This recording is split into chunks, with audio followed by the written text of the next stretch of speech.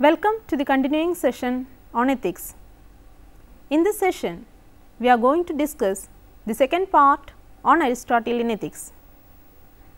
In this session also, we have with us Dr. Nasi, former professor and head, Department of Philosophy, University of Kerala. I welcome once again to this session, ma'am. Thank you.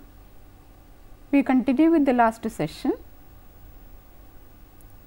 In the last session, we saw that Aristotle is advocating a type of eudaimonia in ethics. The key principle of his ethics is the principle of teleology. And in advocating the theory of ethics, Aristotle comes to the principle of moderation, or it is called ethics of means. Now, in continuation, we find that Aristotle has a definite understanding of what is called happiness. He explains the meaning and how to achieve happiness, because happiness is considered to be the end or the goal of human life, and therefore, concept of happiness is a very important principle in the ethics of Aristotle.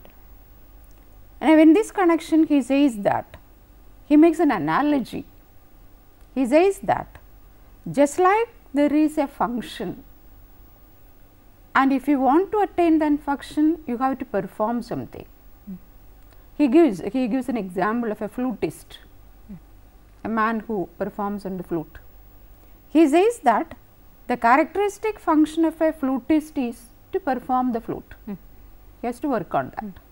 Similarly, if you say that happiness is there, we have to work for happiness. We have to work for the attainment of happiness. So, the happiness and the function of attainment of happiness, these two go together. So, this is one of the essential points of the principle of happiness in Aristotle. The key idea is that the good of the player is found in their functioning as flutist. For example, in that analogy, he says.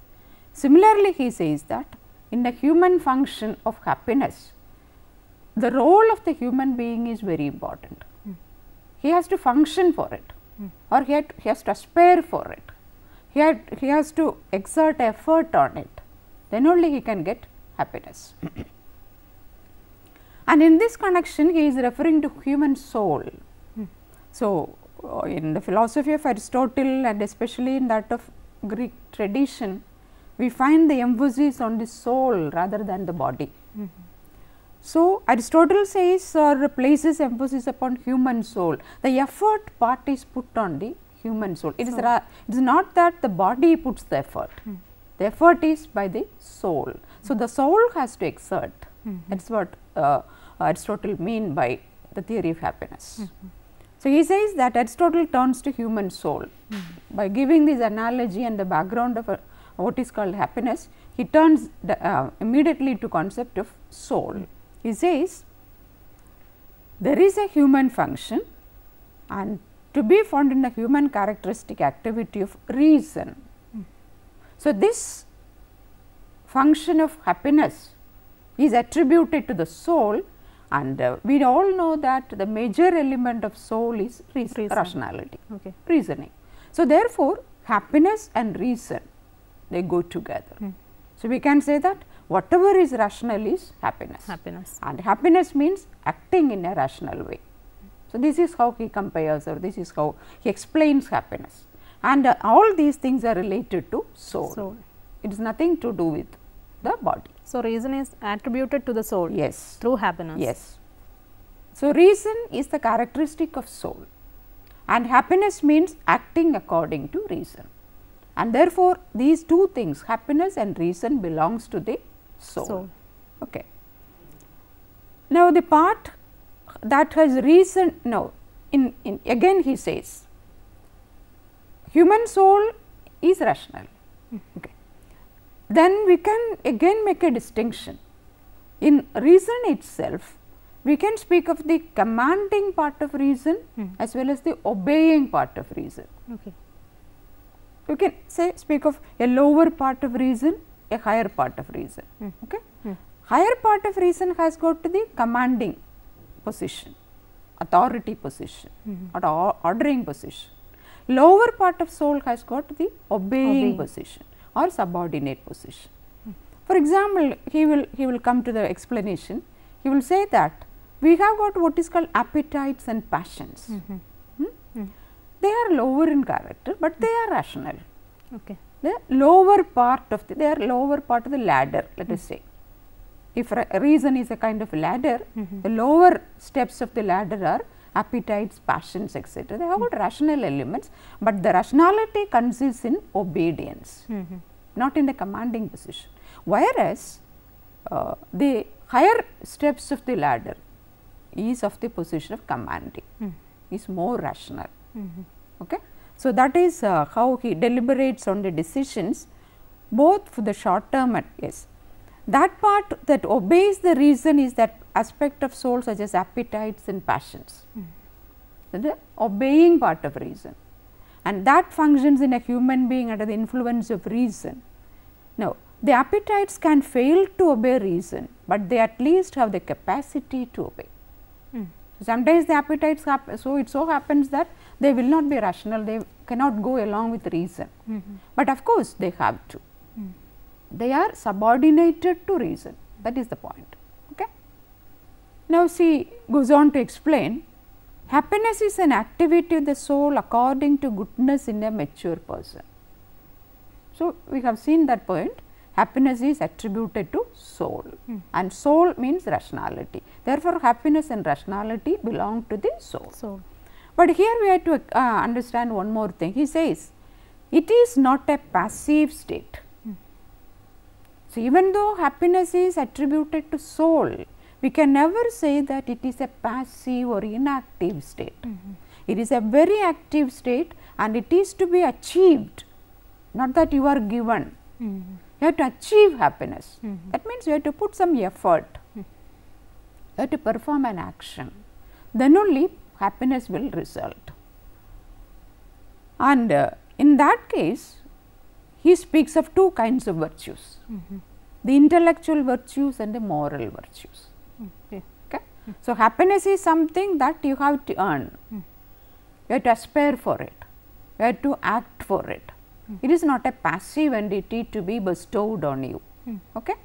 And therefore, the elements of virtues comes in. So, you can distinguish between intellectual virtue and moral virtue. Now, intellectual virtue is of a, let us say, it is of a higher quality, like that of teaching, philosophy, like that. So, it comes at the higher levels of experience, whereas moral virtue is a product of habit. Habit, you know, it is a kind of custom, repeated kind of activity. Yes, customary activities that are repeatedly doing, it is called habit. So, moral virtues result from habit, whereas intellectual virtue result, they come from like reading, teaching, all the kind of intellectual activities. So, Aristotle makes a distinction between intellectual virtues and moral virtues. Okay? And he says that, for example, the activity that expresses the virtue of courage is a best kind of activity when it comes to the emotion of fear. So, of this intellectual and moral virtues, he gives an example, courage. Okay?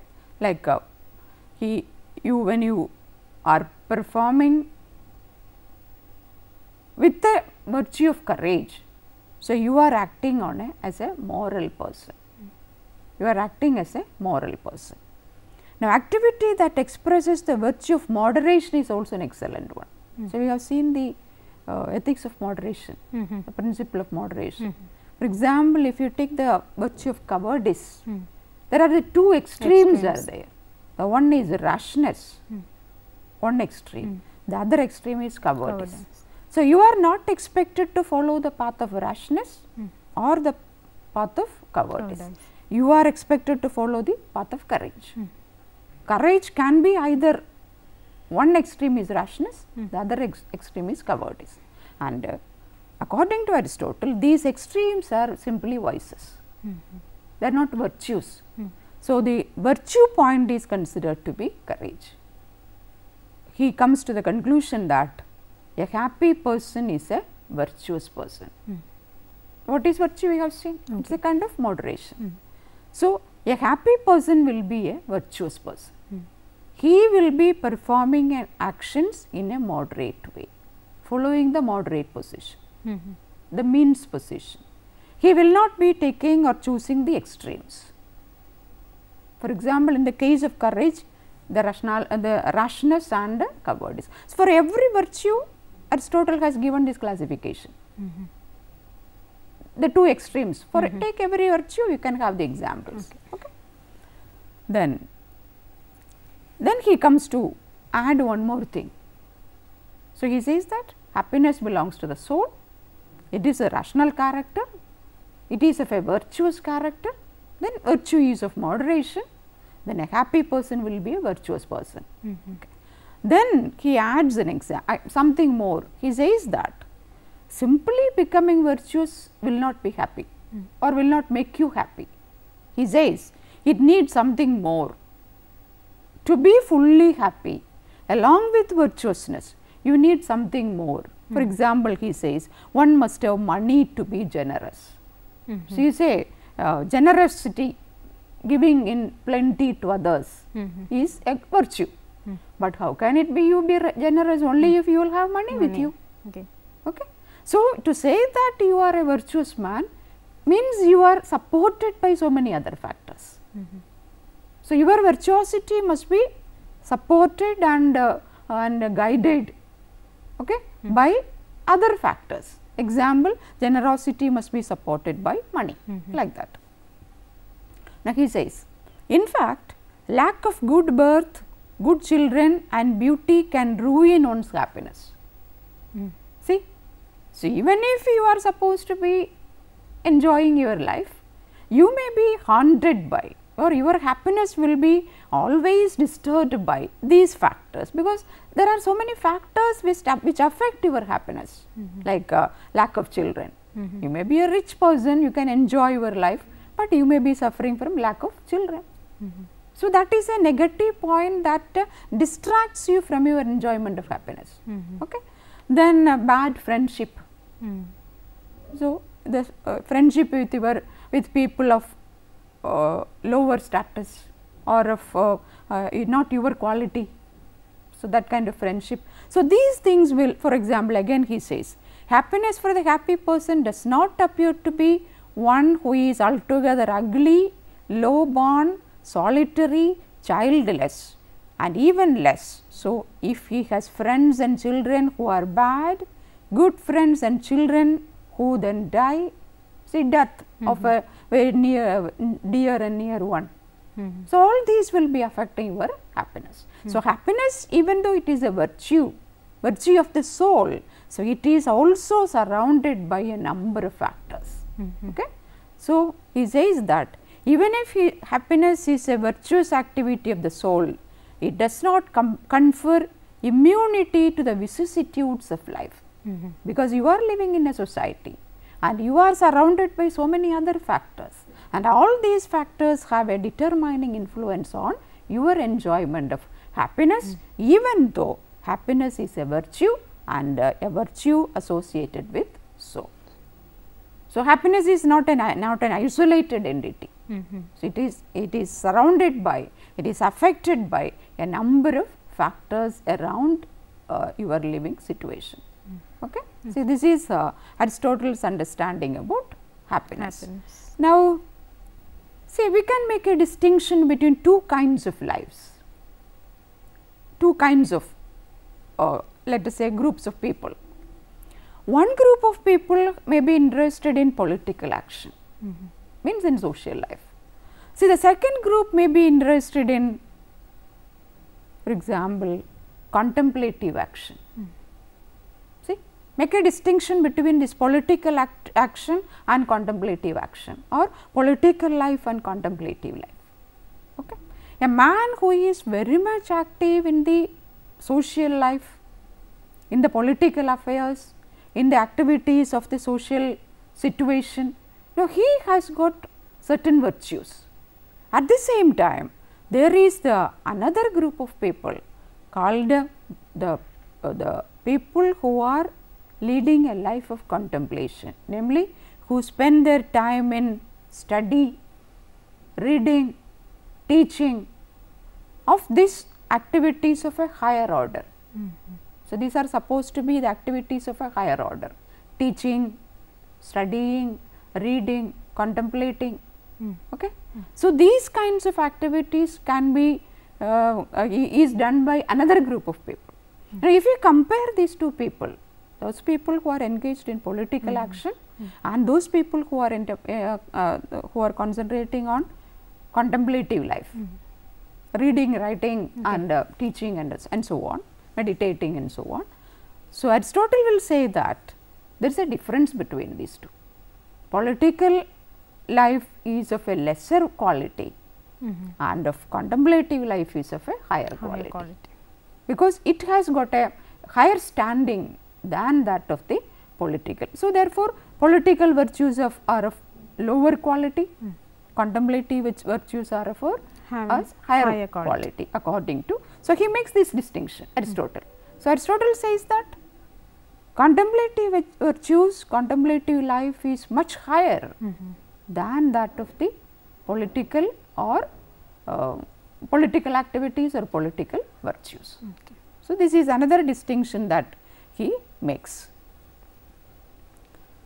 Now, in the first part of his book, he makes a very clear cut distinction between these two realms of life, namely political life and intellectual or contemplative life. But later he says that he attempts to harmonize these two. Later at the end of the book Nicomachean Ethics, he attempts a harmonization, because he says that we have already discussed that moral virtues belong to the realm of appetite and desires. We have earlier suggested, and there also rationality is there. The only thing is that is an obeying kind of rationality, subordinating kind of rationality. The other one is commanding kind of rationality. So, this difference he introduced here. Okay. So, we cannot say that political life is completely out of meaning. It is not completely of less quality. Of course, it has quality, because rationality can be there. The only difference is it is a kind of obeying rationality, subordinating rationality.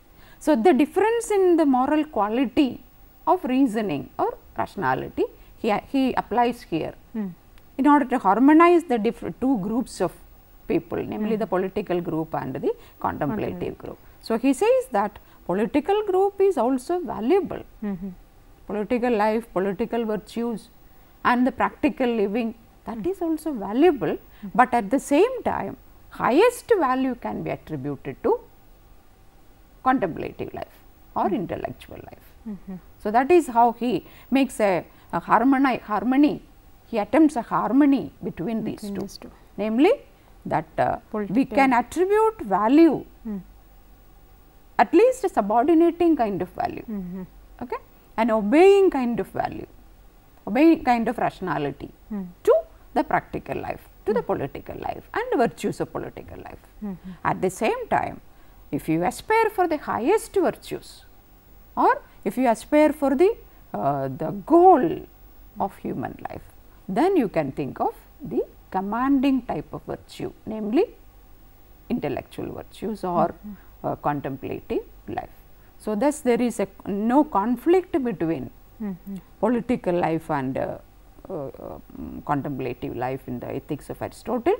He actually makes a harmony, he makes a compromise there by giving a lower kind of status, lower kind of value, attributing a lower kind of value to the virtues of practical life, virtues of political life, and attributing the highest virtue to the intellectual or contemplative form of life. So, this is the account of happiness that we find in Aristotle. Aristotle, actually we can say he concludes his ethics by giving an account of the nature of man. What is the typical original nature of man? That is what he is concerned with. Now, he gave an account of happiness, a very detailed account of happiness, and then he comes to the conclusion that the goals of human life can be summarized into three. Human being can aspire for three goals, namely virtue, prudence and pleasure. So, virtue, prudence and pleasure, he names them as the highest ends of human life, the highest ends that a human being can aspire for. Now, he says that these three ways of life are the lives of politics, philosophy and pleasure. So, corresponding to these three virtues, these three goals, a human being can choose any of these three lives, namely the life of a political activist, the life of a philosopher or the life of an ordinary pleasure seeking man, ordinary sensual man. Okay. So, these become the basis of human nature. Human nature. So, a human being can be guided by the principle of pleasure. So, he can lead a pleasure seeking life. Then he can very well choose a life of philosophy or life of philosopher. Then we can say that he is guided by the principle of prudence, the virtue of prudence. And if a person chooses a virtue of a typical political activist, a man of action, then he can be a political man, can lead a political life. So, these are the three virtues, that the possibilities that a man can. Actually, Aristotle gives him options, gives man options. So, these are the avenues that you can grow, you can develop into. You can develop your political virtues and become a politically active practical man. You can develop your contemplative virtues, thereby you can become a philosopher or a contemplative man. A man of meditation and knowledge scholar, you can become intellectual level. Then you can very well, you are free to develop your appetites and emotions and sensations, then you will be guided by your virtue of pleasure. So, these are the three actually avenues of human development. The human nature is open to these three avenues according to Aristotle. Now, here one thing that Aristotle recommends, even though these are the three possibilities he gives us in front of human being, he says, what he says is, what I recommend is living well. That is, you choose your wellness, whatever is suited for you, whatever is well and fitting for you, you choose. So, that is what he says. So, the Greek, so that is from his own choosing the word, even though we say that he is a eudaimonistic thinker, a perfectionist, goal oriented thinker. Now, he likes to take the words eudaimon, he wants to change the meaning.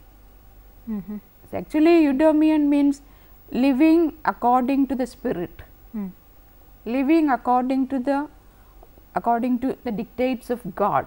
That is the meaning of the eudaimon, the goal oriented.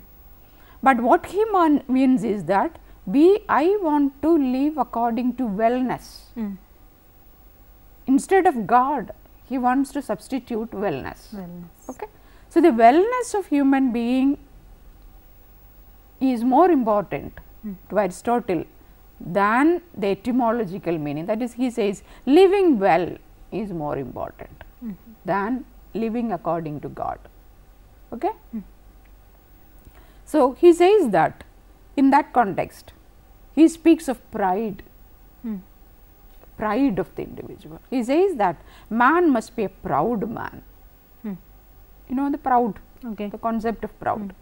Aristotle recommends a kind of an element of pride for the life of a human being, that he, for example, he says that a man should despise whoever deserves to be despised. Means that you cannot treat everybody alike. The concept of equality is not recommended here. Is there that a human being must be having an element of pride. Pride, you know, that feeling, that self feeling we have. Now, he says that you must have that, and when you have that, you cannot treat everybody alike.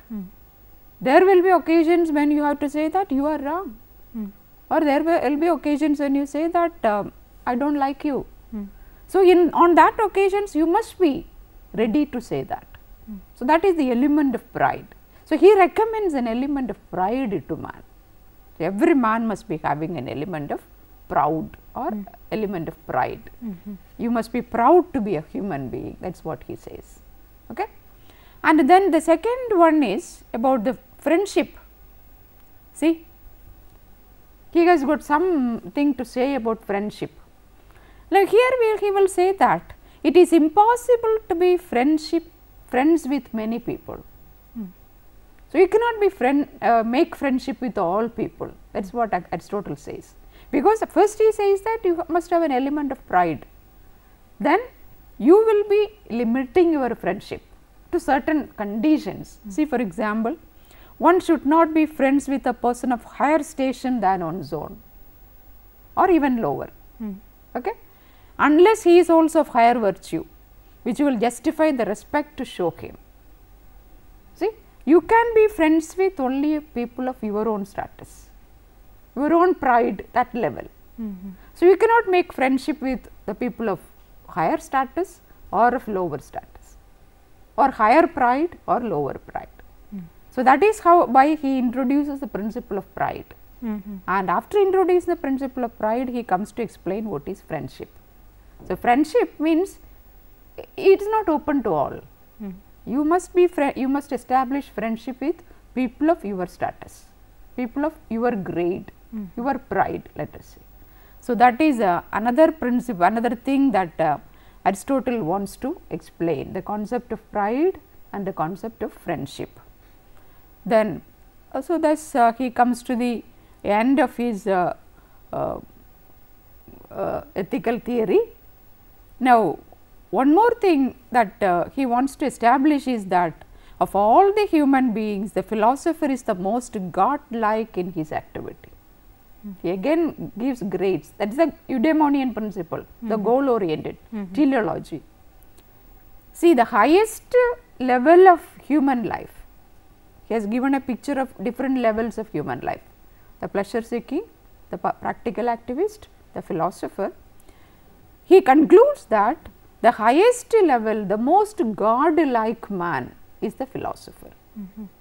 The life of contemplation, the life of meditation, the life of reading and teaching, that is the life of a philosopher, that is the highest kind of life according to Aristotle.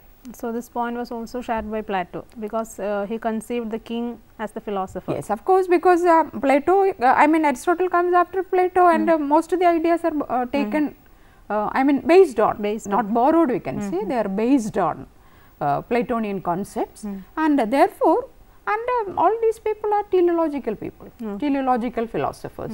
They post a goal and exhorts others to try to attain that goal, you move towards the goal. So, therefore, the goal is God or rationality. So, you are moving that, and philosopher is the person who has reached near or even attained the state of rationality. So, that is considered to be the higher or highest kind of life. And see, here we can say that this postulating the superiority of the contemplative life. Now, Plato, I mean Aristotle is even superior to the contemporary ethical theories, that of Immanuel Kant or utilitarianism of Mill. So, it is Aristotle's ethical theory stands at a higher plane. It is more valuable for, it has more lessons to show to the contemporary man that you have to aspire for a goal and you have to move for it. There is a set goal and you have to move towards it. So, that is the sum and substance of the ethical theory of Aristotle. Now, ma'am, can you highlight the main points in this session? The discussion began with defining the concept of happiness. Happiness, according to Aristotle, is something to be achieved. It is not a passive entity, but it is something to be that we have to work for it, we have to put effort on it, we have to achieve it. And then he goes on to say, secondly, that happiness belongs to the soul, just like rationality belongs to the soul. Therefore, happiness is like reason or rationality, or attainment of rationality is happiness. That is Aristotle's concept of happiness. Now, he continues to say that human nature has got three elements in, or the very nature of a human being is consisting of three kinds of virtues, like prudence, the virtue of pleasure, or even political virtues. So, accordingly we can have three options, three ways to choose from. You can be a man of pleasure, you can be a man of philosopher, you can be a man of practical action. Of these, Aristotle recommends the life of a philosopher, which is meditative, which is scholarly, which is of a higher level of rationality, or even the highest level of rationality. So, this shows the teleological principle of ethics in the ethical theory of Aristotle. Aristotle sets the goal of rationality as the highest end of human virtues, human life, and says that philosopher is the person who has attained or who can attain the state of rationality in life. Okay, ma'am. Now, we can have some assignments from this session. Yes, you can continue. Firstly, comment on the concept of happiness in Aristotle. Second, distinguish between active life and contemplative life in Aristotle. Third, account for Aristotle's views on human nature. Fourth, write about the ends of human life according to Aristotle. And lastly, examine Aristotle's notion of friendship. Now, ma'am, can you suggest some references for further studies from this session? I will suggest that Aristotle's own work, Nicomachean Ethics, is a full-fledged version or account of the ethics of Aristotle. The book is available and a student can access the book and go through it, and he can have a complete account of the ethics of Aristotle from that book. Now, secondary sources are available in all volumes of history of philosophy, history of Western philosophy in particular. For example, history of Western philosophy by Bertrand Russell is a good account of the philosophy of Aristotle along with his ethical theory. There can be another source, Farrington Benjamin's Aristotle, founder of scientific philosophy, that is typically on the philosophy of Aristotle and contains his ethical theory also. Thank you for watching this session. We will continue with another topic in the coming session. Till then, bye.